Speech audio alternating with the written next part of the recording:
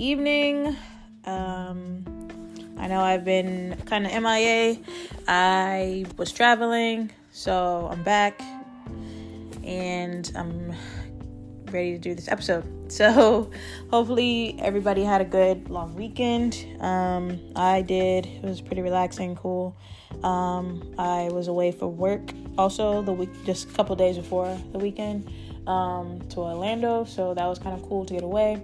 But now I'm back and getting into this episode to record and getting back into the swing of things at work, and making changes, kind of just setting up my game plan. This is fourth quarter of the year, so trying to get my plan together moving into the new year, about some things that I really, want to do. And rather than just saying it, just really putting in the work to get there. So it's going to be a long haul, but it'll be worth it. So more to come on that. But hopefully everyone is doing great. And this episode I wanted to do, it took me a while to come up with an episode. I had a couple different things that caught my eye, and I'm just kind of going off of how I am feeling lately. And of course, I'm going to go back to this book, 101 Essays That Will Change the Way You Think by Brianna Wiest. And this chapter that I want to talk about is called How to Know When the Only Thing in the Way of Your Happiness is You. This definitely stood out to me because I've been not really sure why, not even why, but what... I feel like I know what I want and I know what will make me happy and what makes me happy. It's just actually figuring out how to get it. And I think that's been something that I've been struggling with. And sometimes I do kind of wonder if I'm in my own way. So let's see what this, has to say. So again, it's how to know when the only thing in the way of your happiness is you. So there's 15 different things, so I'll go through them. Number 1, the only problem with your life is the way you think about it. Objectively, you have everything you could ever want or need, yet your unhappiness simply comes from a lack of appreciation, which is a cultivated trait, if not a practice. This is, I feel like it's true because something that I feel like I've learned is, God is not, you are already living in abundance. I think I've said this before in episodes, you sometimes have to take the time to think about where you are today. You probably prayed for that 2, 3, 5 years ago. And sometimes you got to just not take a step back, but turn around and see how far you've come. And sometimes it's not about how far you have to go or how many more turns or whatever to get to where you want to be. Obviously you should achieve your goals and stuff. And I feel like if God put a desire in your heart, then it's meant for you. But God also wants you to be appreciative, not just of the things that God gives you, but just yourself too. And where you are, and celebrate yourself and just be okay, not be okay, but be happy with where you are. Because if you can't be happy with where you are, which is usually where you wanted to be a few years ago, then how is God going to know that if he gives you more and what you're asking for, that you're going to be happy there too? You're always going to be chasing something. And that's something that I don't think God really wants us to do. So I do like how it says, your unhappiness is from a lack of appreciation. When you appreciate your life more and you appreciate where you are and you appreciate yourself and those around you and just the things that God has given you, then that just gives you more space to get more, to receive more. So number 2, the solution to most of your problems is just changing the way you think about them. For example, learning that people's opinions of you are largely projections of how they see themselves would solve your problem, which is evaluating your life through the idea of how other people could perceive it. So this is true. A lot of the times people people project, right? Because everybody's going through something. Everybody has something going on, and nobody's perfect. No one's life is perfect. So a lot of the times we as humans, we're emotional. So we're going to take it out on other people, even if we don't realize it or mean to. And that just comes from a lack of awareness sometimes, a lack of accountability. And so it's hard. And it's hard, especially because I think when situations like that happen, if I'm already stressed or not having a good day, or I got a lot of stuff going on in my life, and somebody else like snaps at me or just comes at me crazy or whatever, or just comes out of pocket, that's going to take a lot of grace to, it's going to take a lot of like patience and to give that person grace, because it's like, I'm not doing that to you. I got stuff going on too. So why do I need to, why do you need to give them grace? But you also have to just remember that like you've probably been in that situation too, where you've snapped at somebody or given somebody like an unnecessary attitude or just energy because yours is off, So I understand what it's saying about most people project, but sometimes, you got to put people in their place too. Number 3, you're mentally lazy. You should be more present, but you won't put in the effort to practice it.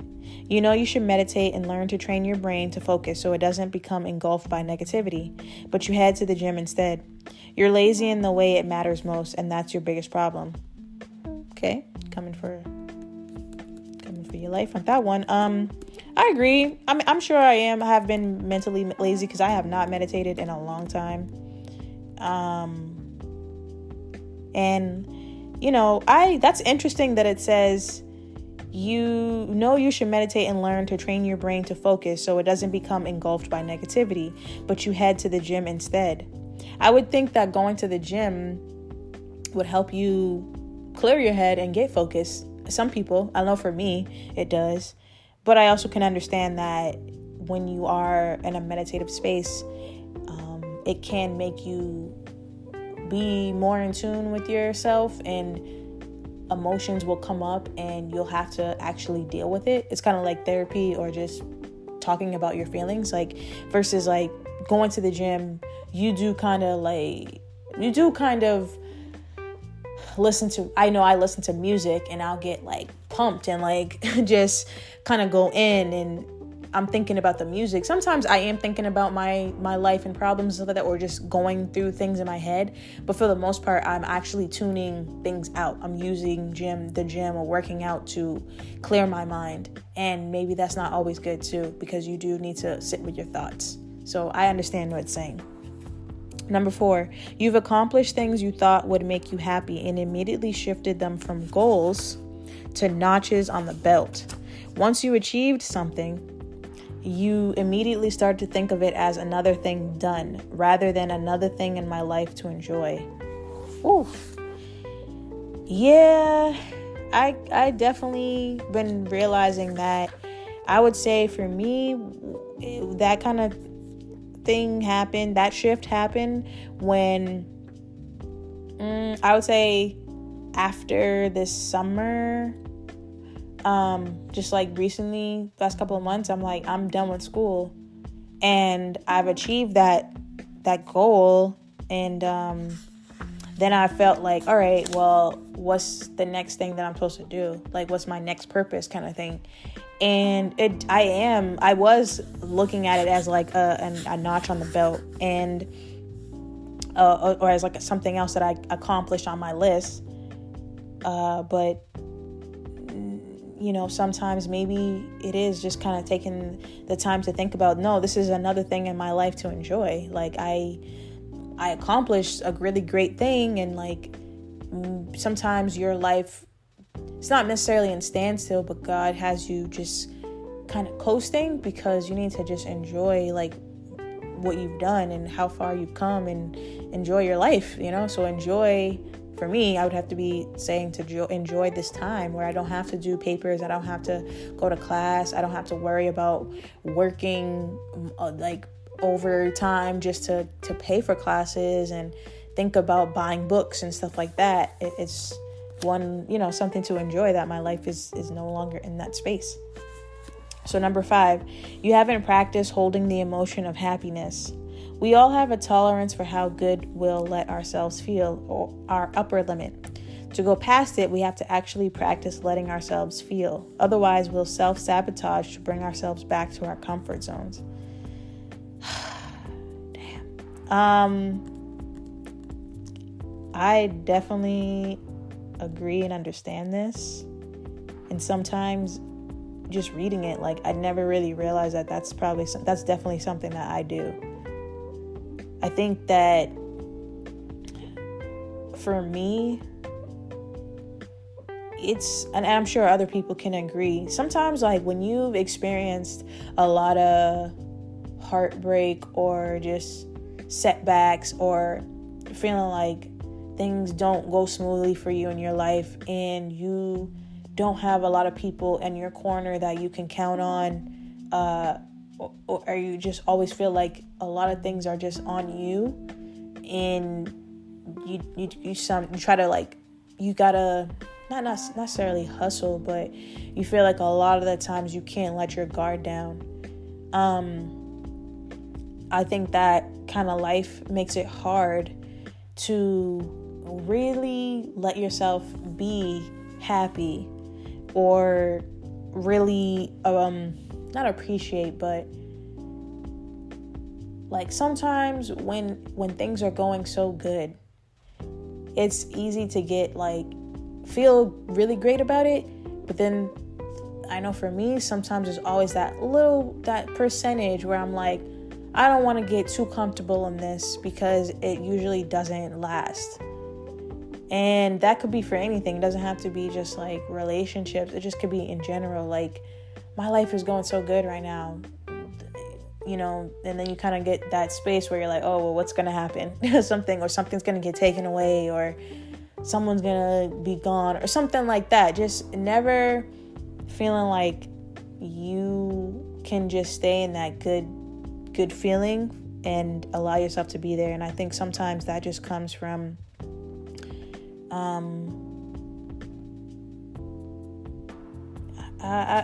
like it says, like, it's self-sabotage, and you kind of bring yourself back to a comfort zone where it's like, oh, I can enjoy it for somewhat, but I'm always gonna, it's like keeping your guard up, right? Because it's even like, okay, if you meet someone, say you connect with someone, you really like them, and they really like you, and they're being consistent, and they're doing the things that you like, and you're really enjoying your time with them, and everything's going great, and it's been going on for months, you can potentially self-sabotage by feeling like, okay, well, before this goes any further, let's, figure out things, kind of thing. And that, it's not necessarily bad to do that, but also I can understand how it's a defense mechanism, because it's like, I know for me, I used to do that, because I would say, I'm gonna leave before this person leaves, or this person messes it up, or ghosts me, or just, things fizzle type of thing. It kind of, when you feel like you're quote unquote in control by putting yourself on a limit of happiness, because then you can feel like, well, I didn't put too much into it, so I don't lose too much. Versus, like, maybe it is a good thing to just let yourself be so happy that into a level that you've never felt before. And if you lose it, then you lose it, but at least you experience that happiness. And I would say that's how I've been learning that from the outside of watching my mom, honestly, because lately, like this past year or so, she's been really, really in a good space considering a lot of things. And so just being able to see her be happy, even if it's just something that is for right now, or whatever that's going on in her life, then it's still putting her in a better space, and she's out of her comfort zone, and she's in a you can tell she's in a space that's like this says, let ourselves feel our upper limit. Like, when you can tell when someone's in their upper limit, because they're just so free and happy. So it's really cool. So I definitely agree with that when it's saying holding the emotion of happiness. Because sometimes when you experience so many letdowns, you don't let yourself, you kind of learn to not let yourself be too happy anymore. Because sometimes it feels like it takes a long time to get back to that. Number 6, you care more about comfort than you do about change. You'd rather remain moderately uncomfortable than deal with the uncertainty that is making a real change in your life. Yeah, I definitely think that that's a way of getting in your own way. Like that says, like being in your comfort zone. So yeah, just come and get out your own way, get out your comfort zone sometimes and be open to change. Number 7, you consciously choose to spend time with people who aren't good for you, meaning they don't really care about you or they inspire you to behave in a way that is counter to what you're trying to achieve. In other words, they bring out the worst in you, yet you continue to see them anyway. Yeah, I definitely agree with that. And sometimes it can get hard because you'll come to a space where you realize that a majority of the people that you were around or giving your energy and space to weren't good for you. And so then you get into that space of loneliness where you have to let everyone go and kind of restart and depend on yourself and God for happiness. So I definitely understand that one. Number 8, you won't let your idea of yourself evolve. You're stuck in only being comfortable thinking of yourself the way you were 3, 5, 10 years ago, because that's how other people are comfortable seeing you. So you're in your own way of your happiness and your growth by not allowing yourself to evolve. Maybe because you have family and friends or whoever who are used to seeing you a certain way, but maybe, we all change. And if you resist the change, then you're only stumping your growth and you're holding yourself back. And people will have to adjust. If you change who you are, let it be. Like, let the course of your life flow the way it needs to, and let things change how they need to. You'll know when it's time for you to evolve and grow out of something and make different changes for yourself. And other people will, if they really love you, they will accept it. They'll get used to it and allow you to be you. Number 9, you choose what you think you should be, right? What? Okay, sorry. You choose what you think should be right rather than what actually is. You're more loyal to the ideas you have about things than the honest reality you know them to be. What? Okay, you choose what you think should be right rather than what actually is. You're more loyal to the ideas you have about things than the honest reality you know them to be. So I would assume this is saying like not keeping it real with yourself on certain things, like you choosing to see certain things rather than seeing it for what it really is, whether it be because it makes you happy or something like that. That's an interesting one. Number 10, you won't apologize to yourself nor to others. You're not open to being wrong and certainly not to taking the ego hit. That is admitting you didn't always do your best. Yet doing this is the first step in changing that. Definitely, like it says, apologizing to yourself and to others, having accountability, operating out of ego will prevent you from feeling like you need to apologize. You'll make excuses and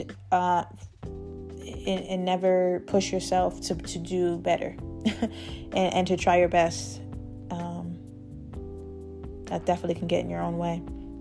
Number 11, you haven't fully taken responsibility for your life. You're still waiting for something to come and change how you feel. Often people choose to suffer loudly because they believe it is a cry to the universe. As in, if they are transparent enough about how bad things are, something or someone else will eventually have to fix or change them. These are good ones. These are good ones. This is what I asked for, so it's definitely resonating. That's an interesting one because how I'm taking it is it's saying can be in this space where you're waiting for something or someone to save you or change how you feel. Whether it be because like, oh, I hate this job and I want something else. And then you're just kind of like saying it and you're waiting for a new job to come along. Or I don't want to be single anymore. I want my partner, my person. And so you cry to the universe in suffering. And you list all these things that are not going right. But we don't take the time sometimes to think about, okay, if I'm having trouble meeting someone, maybe it's something that I need to do within me first before to attract this person. Or the job too. Like, okay, I say I want a new job, but how can I clean up where I am now in my job? How can I improve my skills or get more skills to be able to attract a better job? So yeah, taking responsibility for your life and not always looking for someone else or an outer source to change it or to make things quote unquote better. Number 12, you've ascribed happiness to a level of accomplishment rather than a state of being. You think that only some people can be happy because their life circumstances are identical, rather than choosing to seek happiness in the moment and realizing that has nothing to do with it. So again, sort of like what I was saying before about, I would say, for the notches on the belt, like accomplishing certain goals and thinking that's going to bring you happiness, rather than like realizing that your happiness is a state of being. You choose to be happy. 13, you think that happiness is a sustained state of feeling good when it is really a higher baseline for perception. You are better able to process every emotion, and because you do so healthfully, you return to your general state of contentment quickly. So, I think that happiness is a sustained state of being feeling good. Okay, so what it's saying is happiness is really a higher baseline for perception. So, allowing yourself to, even when you have days when you get sad or get angry or confused, allowing yourself to process those emotions and then making the conscious decision to go back to being content with where you are. So allowing yourself to feel those things but not let them stay and take over and change your state of being, and essentially going back to your higher self. So that's a way of getting in your own way of your happiness if you don't choose to be happy, even when other emotions come along. Number 14, you accept what you're taught even if it doesn't feel right. You're more trusting of dogma, teaching, or religion simply because you knew it first, not because it resonates or helps you in a real way. So, yeah, I mean, definitely like religious background could play a role, and just like general things that you might have learned growing up as a kid or life experiences from older people that can help and mold you as an adult. But also, you know, you can get in your own way of your happiness by not accepting the fact that maybe those things don't resonate with you anymore due to things that have happened in your life or just where you are and who you are as a person.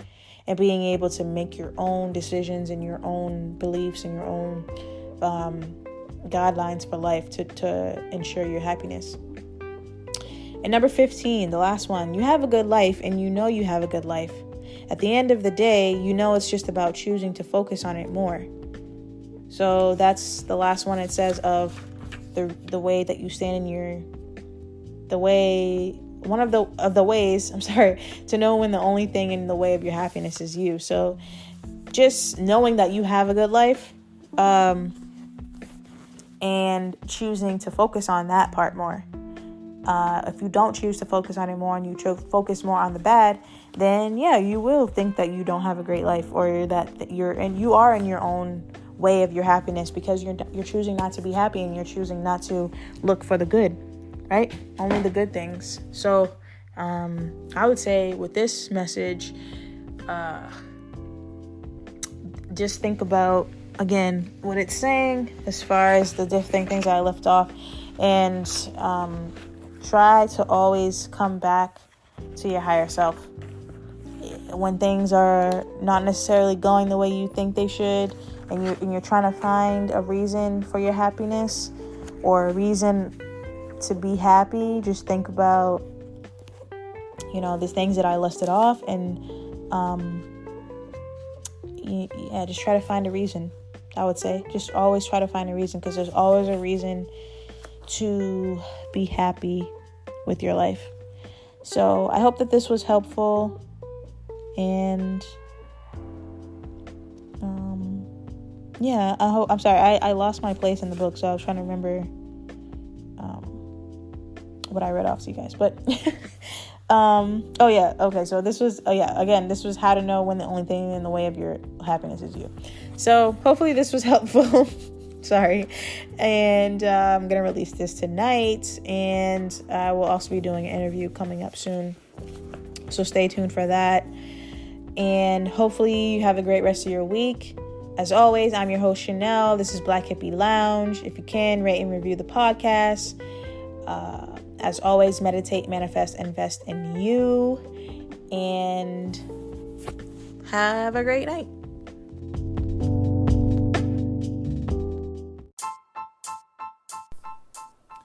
Meditate, manifest, invest in you. Join me on my spiritual journey as I elevate myself and like-minded listeners to a higher level, mentally, physically, and spiritually. Thank you for listening. This is Black Hippie Lounge, and I am your host, Chanel.